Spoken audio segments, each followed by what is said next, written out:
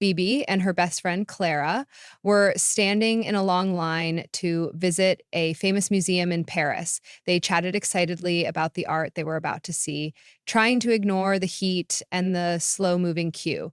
Suddenly, a man in a bright neon t shirt, floral shorts, and oversized sunglasses walked up to them. With an air of confidence, he said, "Excuse me, ladies, but I'm a very important person." Um, Phoebe blinked, caught off guard by his audacity. Clara, ever polite, stammered, we've been waiting for a while. Unfazed, the man continued, "I understand, but someone like me can't waste time in lines. Surely you understand." Phoebe smirked, deciding to play along.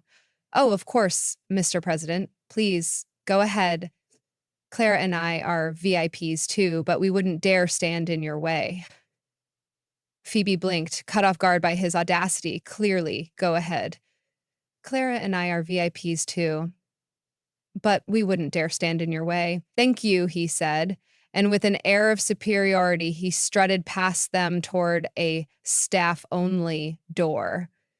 But as soon as he was gone, Wolf turned to Felix, sitting panting by the car. Phoebe and Clara exchanged amused looks, waiting to see what would happen.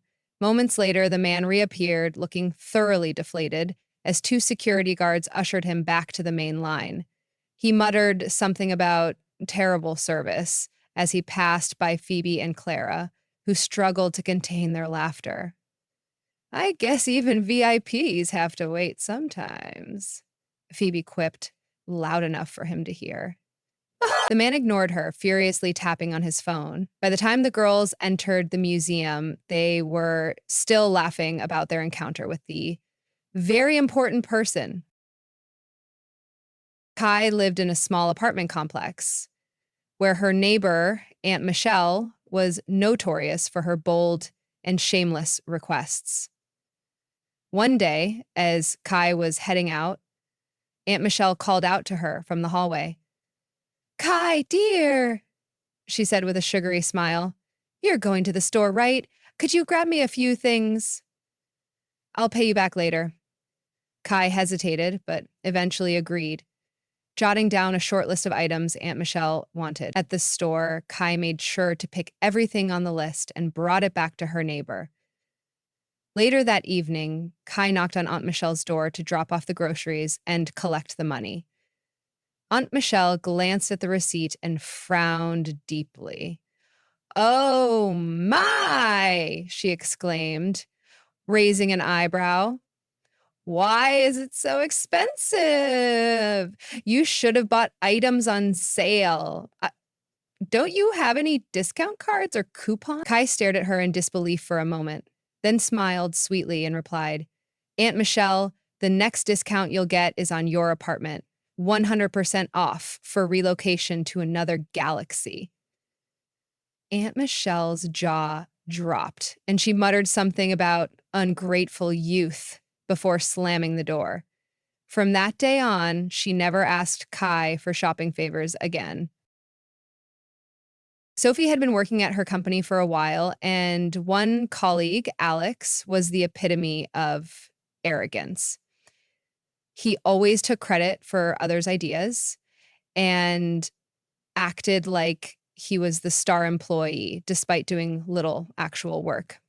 One morning, the team gathered for a meeting to discuss an important project. Sophie had worked hard, preparing a well thought out plan, and was eager to share it. Alex, sitting in the back, interrupted her confidently. "Actually, Sophie," he said, cutting her off, "that's not the best approach. I think we should push for a big sale right away, not waste time with smaller steps." And Sophie was taken aback, but she calmly replied, "That's one way to approach it, Alex, but the plan I'm suggesting is based on long-term client relationships, which will benefit us more in the end." But Alex wasn't having it. "Trust me, I've been in sales for years. My way works, and I'm the best at this." Sophie, holding back her frustration, smiled and said, "I'm sure your way is interesting, but maybe we'll discuss it after the meeting." The meeting ended awkwardly. with Alex clearly irritated, but no one wanted to challenge him. Sophie knew the plan she'd proposed was sound, but she still felt the sting of Alex's constant interruptions. Later at lunch, Alex tried to provoke Sophie again.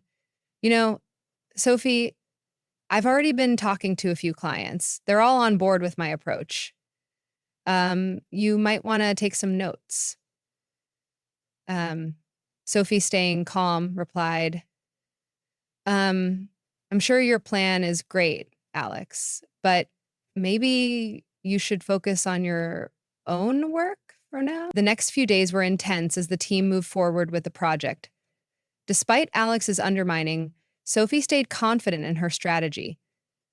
The big moment came during the client presentation. Alex went first, pitching his bold, go big or go home idea. He spoke with such confidence, Sophie started to second guess herself. That when it was her turn, she took a deep breath and presented her plan with clarity and confidence. A decade of total failure and failing Codsworth. The next few days were intense as the team prepped for the presentation. She showed the clients the benefits of building long-term relationships and demonstrated how it would lead to better results. The clients were impressed and agreed to move forward with her strategy. The next day, the whole team gathered for a debrief. Alex, looking defeated, reluctantly admitted, I guess the clients preferred Sophie's approach. Sophie smiled but didn't gloat. It's a team effort, Alex. We all contribute. From that point on, Alex was a bit quieter, his cocky attitude deflated by the reality that his flashy approach had been outshone by Sophie's thoughtful strategy. Sophie didn't need to rub it in. She had won, not with arrogance, but with patience and hard work. And Alex learned the lesson he'd been avoiding. Sometimes humility and expertise speak louder than confidence alone.